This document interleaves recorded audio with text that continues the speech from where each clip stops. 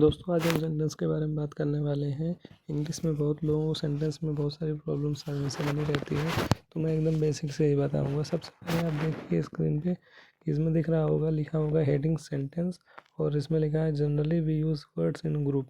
यानी हमें बचपन से पढ़ाया जाता है कि ये सेंटेंस क्या होता है, तो हम बोलते हैं group of words which makes A complete sense is called sentence. लेकिन हमें कुछ चीज़ें हमें पहले से पता होनी चाहिए, जैसे है पैटर्न ऑफ सेंटेंस, यानी हम कैसे दूर से देख के बता सकते हैं कि सेंटेंस ही है। इसके लिए आप देखते होंगे कि एक और हिंदी में समझेंगे तो इसमें हम कहते हैं केवल कर्ता कर्म क्रिया, यानी अगर कर्ता प्लस कर्म और क्रिया जोड़ दिया जाए तो वो सेंटेंस का रूप ले लेता है। सेम ऐसे इंग्लिश में भी होता है कि subject plus object plus verb अगर कर दिया जाए तो वो एक सेंटेंस ही बन जाता है। तो अगर हम इसको थोड़ा सा चेंज करके देखें, तो इसको अगर हम इंग्लिश में बनाना चाहें तो सबसे पहले हमें सब्जेक्ट चाहिए और वर्ब चाहिए और फिर ऑब्जेक्ट चाहिए, बस इतना दोनों में डिफरेंस होता है। तो आई थिंक आप लोगों को समझ में आया होगा कि अगर पैटर्न ऑफ सेंटेंस की बात करें तो इंग्लिश में सबसे पहले सब्जेक्ट और फिर वर्ब फिर ऑब्जेक्ट आता है।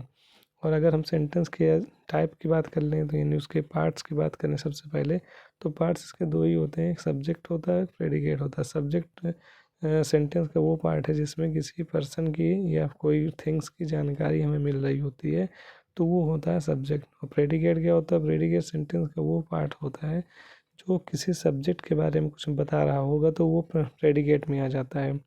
फॉर एग्जाम्पल है यहाँ पर, जैसे कह दिया गया है कि Shankar is eating the food, तो यहाँ पर शंकर जो है वो क्या हो जाएगा, यहाँ तो झंकर लिखा हुआ है बट मैं शंकर ही बोल रहा हूँ। तो शंकर क्या है? एक सब्जेक्ट है, और जो इज़ ईटिंग फूड जो आया हुआ है वो शंकर के लिए आया है। यानी कि हमें पता चल रहा है कि सब्जेक्ट क्या है? शंकर है, और प्रेडिकेट क्या है? इज़ ईटिंग फूड है। अगर सेंटेंस देखें तो 5 टाइप के सेंटेंस होते हैं।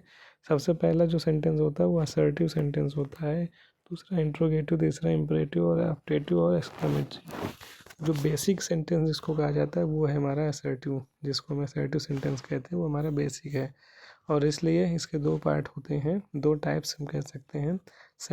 पहले तो इसकी डिफिनीशन देखेंगे कि असर्टिव सेंटेंस होता क्या है। तो मतलब a sentence that makes a statement और declaration is called sentence is assertive sentence. मतलब असर्टिव सेंटेंस के हम 2 टाइप जब जानेंगे तभी हम समझेंगे कि हमने असर्टिव सेंटेंस समझ लिया है। पहला टाइप से अफर्मेटिव सेंटेंस।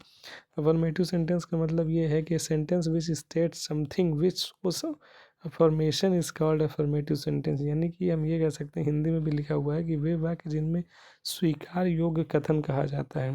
यानी कि जैसे हमने कि इंग्लिश में बोला कि झंकार एक होशियार लड़का है, यानी ये एक स्वीकारात्मक बात हो रही है कि ये झंकार एक होशियार लड़का है, means Jhankar is an intelligent boy. तो ये हमारा असर्टिव सेंटेंस हुआ। अगर हम निगेटिव सेंटेंस की बात करें तो इसमें हम कहेंगे कि sentence which state something which shows Daniel is called negative sentence. यानी ऐसा सेंटेंस, ये वो वाक्य जिसमें नकारात्मक शब्दों का प्रयोग हो रहा हो। जैसे हमने कह दिया कि सुनील एक होशियार लड़का नहीं है, यानी कि Sunil is not an intelligent boy. यानी कि हम ये समझ में आ रहा है कि हम इसको स्वीकार नहीं कर रहे हैं कि ये होशियार लड़का है। तो ये पूरा समझ में आ रहा है कि ये एक असर्टिव सेंटेंस हुआ। इसके बाद दोस्तों अब आगे बात करते हैं इंट्रोगेटिव सेंटेंस के बारे में। इंट्रोगेटिव सेंटेंस का मतलब ये होता है कि सेंटेंस विच आस्क क्वेश्चन और enquires about something is called interrogative sentence. यानी वो सेंटेंस जिससे हमें किसी के बारे में या कुछ पूछने के मतलब जान करना हो, तो कुछ पूछताछ करनी होती है, तो हम इंट्रोगेटिव सेंटेंस का ही यूज करेंगे। और ये 2 टाइप्स के होते हैं, 2 टाइप्स के होते हैं। पहला होता है जिसको हम हेल्पिंग वर्ब कहते हैं, यानी कि sentence starting with helping verb. तो सेंटेंस स्टार्टिंग हेल्पिंग वर्ब में सबसे पहले इसमें हम अगर हिंदी की बात करें, हिंदी सेंटेंस को, हम इस सेंटेंस को बहुत आसानी से पहचान सकते हैं, क्योंकि इसमें अगर हम हिंदी में बोलते हैं कि क्या सुनील एक ईमानदार लड़का है, तो इस सेंटेंस में हाँ या ना का फीलिंग्स आती है कि मतलब क्या सुनील एक ईमानदार लड़का है। तो यानी हमें समझ में आ रहा है कि इसमें हमको यस या नो बोलना है। तो अगर ऐसा है तो वो आपका इंट्रोगेटिव सेंटेंस का हेल्पिंग वर्ब वाला सेंटेंस हो गया। तो इसका हो जाएगा सुनील एंड ऑनेस्ट बॉय। अगर इसी के दूसरे टाइप में बात करें तो sentence starting with question word, यानी कि प्रश्नवाचक शब्दों से प्रारंभ होने वाले शब्दों में किसी तथ्य की पूर्ण खोज की जाती है। जैसे कि कहा गया कि तुम्हारा अध्यापक कौन है, तो यानी ये तथ्य की खोज की जा रही है। अभी क्लियर नहीं है, यस नो में नहीं आंसर हो रहा, बट क्वेश्चन ये भी है तुम्हारा अध्यापक कौन, प्रधानाध्यापक कौन है। तो इसका आंसर हो जाएगा who is your head master. या कह दिया जाए तुम्हारा नाम क्या है, तो ये क्या है, ये भी एक इंट्रोगेटिव, लेकिन इसमें यस नो नहीं आ रहा है, लेकिन क्वेश्चन तो पूछा जा रहा है ना तुम्हारा नाम क्या है, इसलिए व्हाट इज़ योर नेम। तो ये आपका हो गया इंट्रोगेटिव सेंटेंस के 2 टाइप्स, एक आपका sentence starting with helping verb and sentence starting with question word. उसके बाद बात करते हैं इम्परेटिव सेंटेंस के। तो इम्परेटिव सेंटेंस क्या होता है, sentence which shows order, advice, suggestion, provision and request is called imperative sentence.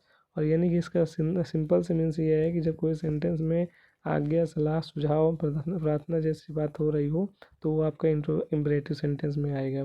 जैसे हमने कह दिया यहाँ आइए, तो आपको कैसा लगा, आपको लग रहा होगा कि ऑर्डर दिया जा रहा है, यहाँ आइए, कम हियर। और अगर इंग्लिश में बोलेंगे तो बिल्कुल समझ में आता है कि हाँ ये ऑर्डर ही है। जैसे हमने बोला कि कृपया दरवाज़ा बंद कीजिए, तो आपको ऐसा लगेगा कोई रिक्वेस्ट कर रहा है आपसे, यानी please shut the door. Please के बाद कॉमा आ गया तो इसका सेंस चला गया रिक्वेस्ट में, आप रिक्वेस्ट कर रहे हैं प्लीज़ शट द डोर। ऐसे है आपका धूम्रपान मत कीजिए, तो ये आप प्रोविज़न बता रहे हैं, यानी किसी को मना कर रहे हैं कि डोंट स्मोक, राइट। तो बस इम्परेटिव में इतना ही, अगर आपने समझ लिया तो सारी चीज़ समझ में आ जाएंगी। हम ऑब्जेक्टिव सेंटेंस में बात करते हैं, इसको लिखा हुआ कामना सूचक। कामना मतलब होता है वो अंदर से विश वाली बात जो आती है वो कामना में आती है, यानी sentence which shows a wish, a blessing और a prayer is known as objective sentence. यानी ऐसे वाक्य जिसमें हम इच्छा, प्रार्थना, शुभकामना आदि को दर्शाते हैं वो कामना सूचक सेंटेंस होता है। यानी अंग्रेजी में ऐसे वाक्य विश या मे से ही प्रारंभ होते हैं। जैसे हमने कह दिया आपसे कि आपकी यात्रा सुखद हो, तो आपको ऐसा लगेगा ब्लेसिंग हो रही है, ब्लेसिंग कर रहे हैं, तो यानी शुभकामनाएं दे रहे हैं हमें। तो विश योर हैप्पी जर्नी। अगर हमने आपसे कहा कि भगवान आपको लंबी आयु दे, तो भी आपको ऐसा लगेगा कि हम विश कर रहे हैं, तो यानी कि मे यू लिव लॉन्ग। तो ऐसा आपको सेंटेंस जो मिलता है वो आपका ऑब्जेक्टिव सेंटेंस होता है, ठीक है। और इसमें हमेशा ये भी याद रखना है एक्सप्लेनेशन मार्क्स भी ज़रूर लगाया जाता है। और लास्ट में आता है एक्सक्लेमेटरी सेंटेंस। ये क्या होता है, sentence which shows mental, passion, thoughts, sudden feelings of mind is known as exclamatory sentence. तो ये सारी चीज़ें क्या होती हैं, एक्सक्लेमेटरी सेंटेंस होती हैं। जैसे हमने कह दिया आपसे कि वाह वाह हमारी टीम ने मैच जीत लिया, तो अगर वाह वाह बोल रहे हैं तो ये क्या होता है, hurrah hurrah our team has won the match. तो ये एक अलग से स्पेशल वर्ड आपको इंडिकेट करेगा, वाह वाह ओ। तो ये सब चीज़ों को आपको पता होना चाहिए। अगर वाह वाह आता है तो हुर्रा होता है, ओह आता है तो ओ लिखा जाता है, ओफ आता है तो अलास लिखते हैं। तो ये 2-4 शब्द और भी हैं जिनको आपको पता होना चाहिए। बस इसमें इतना ही है, और इसी के साथ आपका ये पूरा सेशन कंप्लीट।